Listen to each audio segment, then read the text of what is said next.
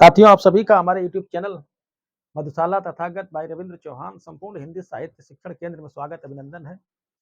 मैं आज रामचंद्र शुक्ल जी के बारे में उनके बारे में 5वें पार्ट को लेकर आया हूँ।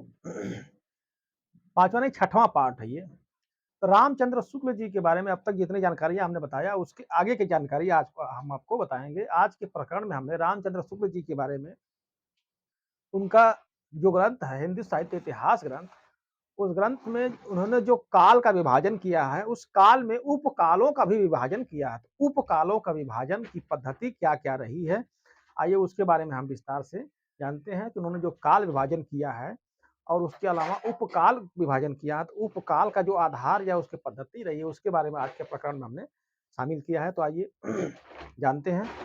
उन्होंने उपकालों में जो भक्ति काल की जो धाराओं को बाँटा है, उन्होंने 2 भागों में बाँटा है, एक निर्गुण धारा, एक सगुण धारा। तो आइए मैं इसको लिख-लिख के एक-एक चीज़ बता देता हूँ ताकि आप लोगों को कन्फर्म हो जाए, कोई डाउट न रहे। ठीक है? तो रामचंद्र शुक्ल के बारे में, उनके उपकालों के विभाजन के बारे में आइए बताते हैं।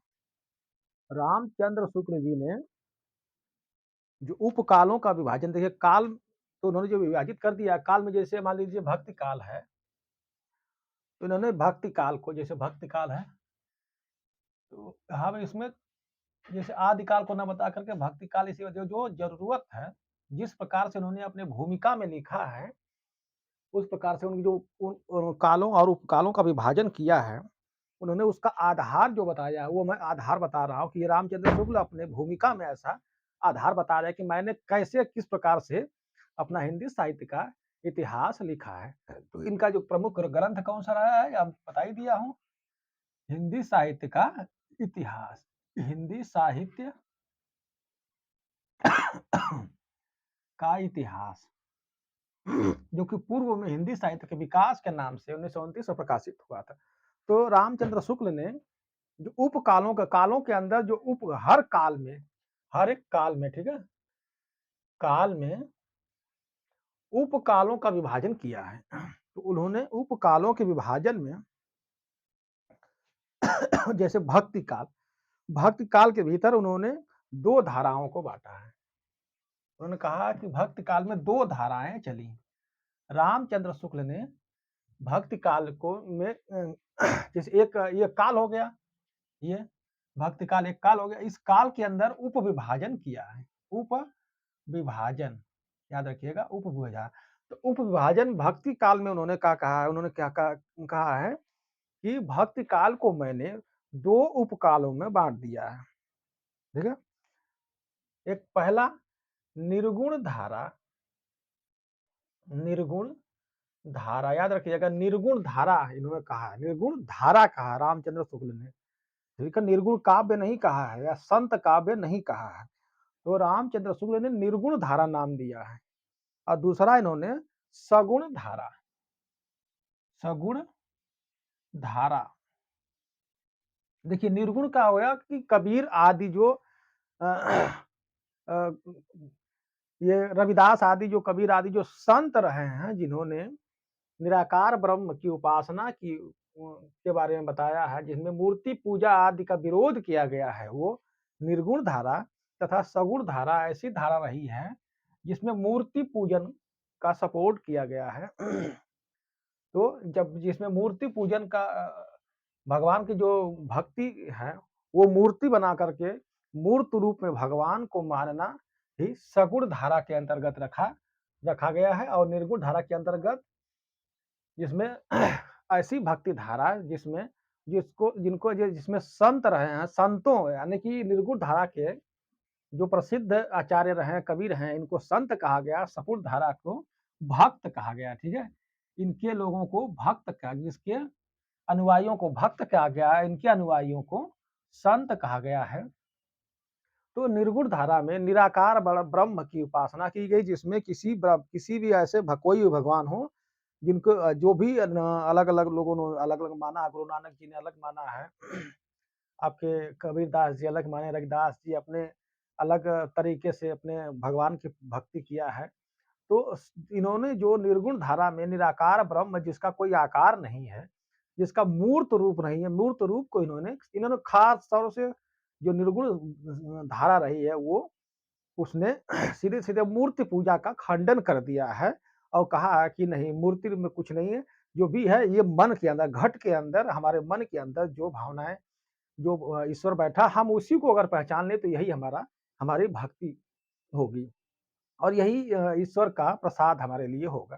तो जो निराकार ब्रह्म है वो निर्गुण धारा के अंतर्गत चले, जो साकार ब्रह्म यानी कि जिसको सामने देखते हैं, राम आदि कृष्ण आदि को जो जिस रूप में हम देखते हैं वो सगुण धारा के अंतर्गत।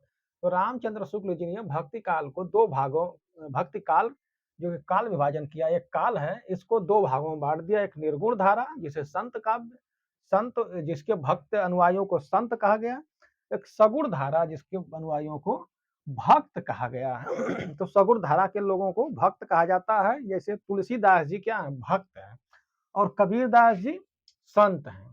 ठीक है, तो निर्गुण निराकार ब्रह्म जिसमें ब्रह्म का कोई आकार नहीं है तो वो संत हुए, जिनमें उन्होंने कहा कि नहीं सधर्म गुण, यानी कि भगवान को हम साक्षात किसी मूर्त रूप में देखते हैं, जहाँ मूर्ति पूजा होती है उनके लोग, उनके अनुयायियों को भक्त कहा गया है। फिर देखिए निर्गुण धारा को संत काव्य धारा तथा सूफी काव्य धारा, इस निर्गुण धारा को भी, ठीक है, निर्गुण धारा को भी दो भागों में बांट दिया गया है। हमारे यहाँ एक जब मुस्लिमों का आक्रमण हुआ तो उनके साथ साथ जो मुस्लिम यहाँ हमारे भारत में आए तो उनके साथ साथ उनके जो सूफी संत हुआ करते थे वो भी उनके साथ आए, दरवेश में रह कर के वो लोग अपनी उपासना किया करते थे, जिनके बारे में हम आपको सूफी काव्य धारा में आपको विस्तार से पढ़ाएंगे कि उनका जो आलम नासूत, मलकूस, जबरूत आदि उन्होंने जिस प्रकार से बताया, कल्ब, अक्ल, रूह ये क्या चीजें हैं उन्होंने बताया। तो हम बातें आगे बताएं कि निर्गुण धारा को उन्होंने दो भागों में बांट दिया। एक संत काव्य धारा, संत काव्य धारा, दूसरा सूफी काव्य धारा। तो सूफी लोग जो हुआ करते थे मुस्लिम पुजारी, खास तौर से इस्लाम में क्या है कि मूर्ति पूजा नहीं होती, तो सूफी लोग भी उसमें दो प्रकार के होते हैं, एक सरा एक बेसरा होते हैं। तो सरा और बेसरा, सरा यानी कि जो शरिया को मानते हैं, बेसरा जो उनको नहीं मानते हैं, उनको अपने अनुसार से मस्त कलंदरिया आदि हम इसके बारे में विस्तार से पढ़ाएंगे। तो सूफी काव्य धारा, ठीक है, तो इन्होंने निर्गुण काव्य धारा को दो भागों में बांट दिया, संत काव्य धारा, दूसरा सूफी काव्य धारा। तथा सगुण भक्ति को भी दो भागों में बांटा। हमारे यहाँ दो भगवान हुए अलग अलग कालों में, एक हुए राम भक्ति शाखा, ठीक है, सगुण को राम भक्ति शाखा, दूसरा कृष्ण भक्ति शाखा में बांटा। ठीक है, राम भक्ति शाखा और कृष्ण भक्ति शाखा। थोड़ा सा ये कैमरा घुमा दे रहे हैं, तो दो भागों में इन्हें बांट दिया, राम भक्ति शाखा तथा कृष्ण भक्ति शाखा, यानी कि राम भक्ति काव्य धारा और कृष्ण भक्ति काव्य धारा। ठीक है, ये शाखा या काव्य धारा कर लीजिए। ठीक है, काव्य धारा दो भागों में इन्होंने सगुण धारा को भी इन्होंने दो भागों में, राम भक्ति शाखा, दूसरा कृष्ण भक्ति शाखा या कृष्ण भक्ति काव्य धारा। राम भक्ति काव्य धारा, इसको काव्य धारा कर लीजिए, राम भक्ति काव्य धारा, दूसरा कृष्ण भक्ति काव्य धारा। तो रामचंद्र शुक्ल ने विभिन्न कालों को भी उपकालों में बांट दिया है। तो उन्होंने भक्ति काल को निर्गुण और सगुण दो भागों में बांटा है। निर्गुण को संत काव्य और सूफी काव्य तथा सगुण को राम आश्रय और कृष्ण आश्रय, राम भक्ति काव्य धारा और कृष्ण भक्ति काव्य धारा दो भागों में इन्होंने बांटा। किन्हें? रामचंद्र शुक्ल ने। इसके बाद रामचंद्र शुक्ल जी ने जो विभाजन किया है रीति काल का, ठीक है, रीति काल, तो रीति काल का विभाजन इन्होंने उपकालों में विभाजन नहीं किया, याद रखिएगा। रीत इस काल का में इस काल में शुक्ल जी ने कोई उपविभाग नहीं किया है, कोई उपविभाग उपविभाग नहीं किया है, याद रखिएगा। रीति काल में कोई भी उपविभाग रामचंद्र शुक्ल जी ने नहीं किया है। याद रखिएगा कि रामचंद्र शुक्ल ने रीति काल का कोई भी उपविभाग नहीं किया है। किसने? रामचंद्र शुक्ल। दोस्तों इसे आप लोग लिख लीजिए, मिटा करके आगे बताने जा रहे हैं। आगे बताना क्या? आगे मैं आप लोगों को ये बताना चाह रहा हूँ कि रामचंद्र शुक्ल जी की, याद रखिएगा कि रामचंद्र शुक्ल जी ने बहुत ज्यादा उपविभाग नहीं किया। खासतौर से उन्होंने भक्त काल में जो विभाजन किया, उसके बाद रीति काल में उन्होंने कोई विभाजन नहीं किया है। कोई उपविभाजन, यानी विभाजन तो किया है, उपविभाजन नहीं किया है। उन्होंने साफ-साफ अपना मंतव्य, जो उन्होंने इतिहास लिखने का मंतव्य था, उसको स्पष्ट रूप से रामचंद्र शुक्ल ने कहा है कि उनका कहना क्या है कि मेरा उद्देश्य इतिहास का एक पक्का और व्यवस्थित ढांचा खड़ा करना है, न कि कवि कीर्तन करना। याद रखिएगा, ये किसने कहा है? ये रामचंद्र शुक्ल ने कहा। रामचंद्र शुक्ल ने साफ-साफ क्या कहा है कि मेरा उद्देश्य जो है एक व्यवस्थित, ठीक है? मेरा उद्देश्य जो है एक व्यवस्थित एवं पक्का इतिहास लिखना है, न कि कवियों का कीर्तन भजन करना है। तो रामचंद्र शुक्ल ने अपना जो उद्देश्य मंतव्य स्थापित उन्होंने बताया है रामचंद्र इतिहास लिखने में कि मेरा उद्देश्य एक पक्का और व्यवस्थित इतिहास लिखना, न कि कभी कीर्तन करना। या किसने कहा? रामचंद्र शुक्ल ने कहा है। आगे उन्होंने कहा कि तथा आधुनिक काल के बारे में शुक्ल जी ने क्या कहा? आगे कहा क्या कि आधुनिक काल में, स्टेटमेंट है, छोटी छोटी सी आगे चीजें मैं पढ़ाऊंगा। तो उन्होंने एक स्टेटमेंट दिया आधुनिक काल के बारे में कि आधुनिक काल में गद्य का आविर्भाव सबसे प्रधान साहित्यिक घटना थी। किसने कहा है? यह रामचंद्र शुक्ल ने कहा। याद रखिए, इसको लिख दे रहा हूं क्योंकि ये बहुत ही स्टेटमेंट बहुत ज्यादा पूछता है। ठीक है, इसको मिटाने जा रहा हूं। रामचंद्र शुक्ल ने आधुनिक काल के बारे में कहा है। क्या कहा है? आधुनिक काल, इसके बारे में इन्होंने एक कथन है, रामचंद्र शुक्ल का बहुत प्रसिद्ध कथन है। याद रखिएगा, इसको लिख लीजिए, मैं लिखने जा रहा हूं। उन्होंने कहा कि आधुनिक काल में गद्य का आविर्भाव, आधुनिक काल में आधुनिक आधुनिक काल में गद्य का आविर्भाव, गद्य का आविर्भाव आधुनिक काल में गद्य का आविर्भाव सबसे प्रधान साहित्यिक घटना है। सबसे प्रधान साहित्यिक घटना है, साहित्यिक घटना है। ठीक है, ये रामचंद्र किसने कहा है? पूछता है कि आधुनिक काल में गद्य का आविर्भाव सबसे प्रधान साहित्यिक घटना है। तो ये स्टेटमेंट किसने कहा? तो यह रामचंद्र शुक्ल जी ने कहा है। अर्थात आधुनिक काल को रामचंद्र शुक्ल ने क्या कहा है? गद्य काल कहा है। गद्य काल के नाम से विभूषित किया है आधुनिक काल को। पंडित रामचंद्र शुक्ल जी ने कहा है कि आधुनिक काल के बारे में स्टेटमेंट दिया है कि आधुनिक काल में गद्य का आविर्भाव सबसे प्रधान साहित्यिक घटना है। आगे इन्होंने कहा है कि वर्तमान काल पर बहुत विस्तार से वर्णन, आगे आगे आइए थोड़ा सा आगे, शुक्ल जी के बारे में जो मिलता है, उन्होंने अपने हिंदी साहित्य के इतिहास में उन्होंने कहा है कि वर्तमान काल के बारे में उन्होंने कहा है कि वर्तमान लेखकों और कवियों के संबंध में, उन्होंने एक और कहा है कि वर्तमान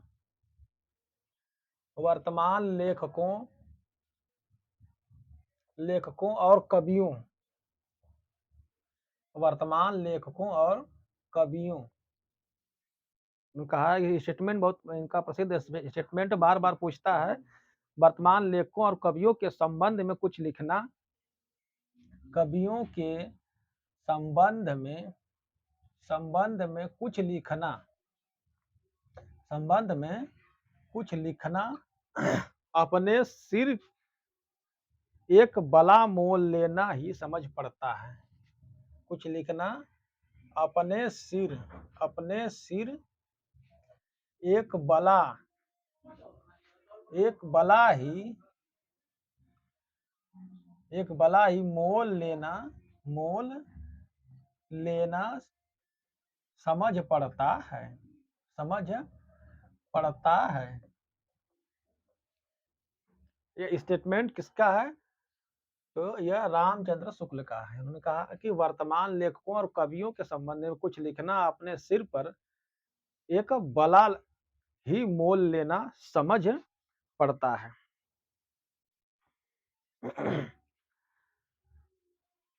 वही रामचंद्र शुक्ल ने हमें बता दिया है कि रीति काल के बारे में वो विभाजन नहीं किया। रीति काल के कवियों का परिचय लिखने में शुक्ल जी ने प्रायः मिश्र बंधुओं का ही सहारा लिया। याद रखिएगा कि जब रामचंद्र शुक्ल रीति काल के कवियों के बारे में जो परिचयात्मक लिख रहे हैं, तो वो परिचयात्मक मिश्र बंधुओं के सहारा के द्वारा ही इन्होंने लिया है। साथ ही राय साहब श्याम सुंदर दास बीए की हिंदी कोविद रत्नमाला, पंडित राम नरेश त्रिपाठी की कविता कौमुदी तथा वियोगी हरि की ब्रज माधुरी से भी सहारा लिया है। तो दोस्तों याद रखिए, इसको मैं सामने आकर बता रहा हूँ आप लोगों को कि रामचंद्र शुक्ल ने रीति काल के कवियों का परिचय जो उन्होंने दिया है, उसका सहारा उन्होंने कहाँ से लिया है? उन्होंने मिश्र बंधु विनोद जो ग्रंथ है, मिश्र बंधुओं का ग्रंथ है, उससे उन्होंने रामचंद्र शुक्ल ने सहारा लिया है। साथ ही उन्होंने जो कवियों का परिचय लिखा है, रीति काल के कवियों का परिचय, उसमें हिंदी कोविद रत्नमाला जो कि डॉक्टर श्याम सुंदर दास बीए जी के लिखित है, हिंदी कोविद रत्नमाला, उसका सहारा लिया है। पंडित राम नरेश त्रिपाठी का जो एक लोकगीतों का संग्रह है, जो 15,000 लगभग लोकगीत इसमें संग्रहित हैं, कविता कौमुदी का सहारा लिया है। वहीं वियोगी हरि जी ने एक साहित्य इतिहास लिखा था, साहित्य इतिहासात्मक ग्रंथ लिखा था, ब्रज माधुरी सार। तो ब्रज माधुरी सार वियोगी हरि का ग्रंथ है, जिससे रामचंद्र शुक्ल जी ने रीतिकाल के कवियों का परिचय देने के लिए या उनके बारे में लिखने के लिए इन ग्रंथों का सहारा लिया। किसका किसका सहारा लिया था? मिश्र बंधु विनोद का, राय साहब डॉक्टर श्याम सुंदर दास जी का ग्रंथ हिंदी कोविद रत्नमाला का सहारा लिया। वियोगी हरि का जो ग्रंथ है ब्रज माधुरी सार का उन्होंने सहारा लिया। वहीं डॉक्टर राम नरेश त्रिपाठी का ग्रंथ कविता कौमुदी का सहारा पंडित रामचंद्र शुक्ल जी ने रीतिकाल के कवियों का परिचय देने के लिए उन्होंने लिखा है। साफ साफ उन्होंने अपने भूमिका में इसका वर्णन किया है कि मैंने इनका सहारा लिया था अपने हिंदी साहित्य का इतिहास लिखने में। आगे आचार्य द्विवेदी जी के बाद हिंदी भाषा व साहित्य में सबसे महत्वपूर्ण योगदान शुक्ल ने दिया। शुक्ल जी ने सर्वप्रथम क्रमबद्ध इतिहास तैयार किया। तो पूछता है कि सर्वप्रथम क्रमबद्ध इतिहास किसने तैयार किया था? याद रखिएगा कि यह रामचंद्र शुक्ल ने तैयार किया था। ये भी प्रश्न बनता है कि सर्वप्रथम क्रमबद्ध इतिहास किसने तैयार किया था? तो रामचंद्र शुक्ल ने। साहित्यिक आलोचना पद्धति भी इन्होंने, जो हिंदी साहित्य की आलोचना पद्धति है, उसको भी इन्होंने विकसित किया था। किसने? रामचंद्र शुक्ल ने। ये चिंतन जनक विश्लेषण परक निबंधकार हैं। रामचंद्र शुक्ल ने चिंतन जनक और विश्लेषक परक निबंध लिखे हैं। इन्होंने वैज्ञानिक आलोचना दृष्टिकोण पद्धति विकसित की है। इन्होंने जो हिंदी साहित्य इतिहास लिखा है, उसमें वैज्ञानिक पद्धति का उनको उसमें अनुसरण किया है। उसमें आलोचना पद्धति जो रही है, वो क्रमबद्ध आलोचना पद्धति, वैज्ञानिक आलोचना पद्धति के दृष्टिकोण का उन्होंने अपने हिंदी साहित्य के इतिहास में या आलोचनाओं में उन्होंने पालन किया है। इनका एक महत्वपूर्ण स्टेटमेंट है, इसको लिख लीजिए, बहुत ज्यादा पूछता है कि यदि प्रबंध काव्य इन्होंने एक इनका कथन है, पूछता है किसने लिखा है? तो यह याद रखिएगा कि रामचंद्र शुक्ल ने लिखा। यदि प्रबंध काव्य रामचंद्र शुक्ल ने लिखा कि यदि प्रबंध काव्य एक विस्तृत वनस्थली है, एक विस्तृत वनस्थली है,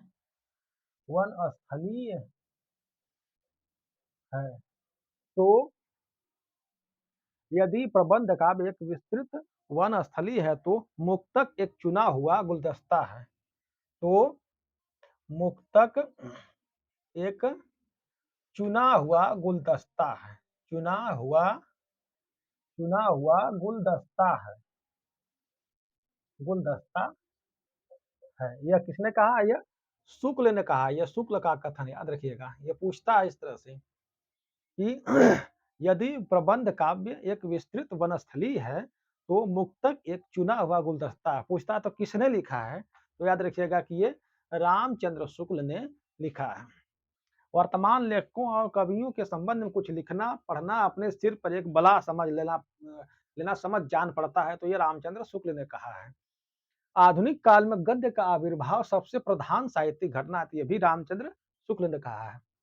यदि प्रबंध काव्य एक विस्तृत वनस्थली है, तो मुक्तक एक चुना हुआ गुलदस्ता है। तो यह किसने कहा है? पंडित रामचंद्र शुक्ल ने अपने हिंदी साहित्य के इतिहास में उन्होंने ऐसा स्टेटमेंट दिया है। ठीक है, इसके बाद आगे आइए बढ़ते हैं, इनके बारे में और थोड़ी बहुत जानकारियां हैं।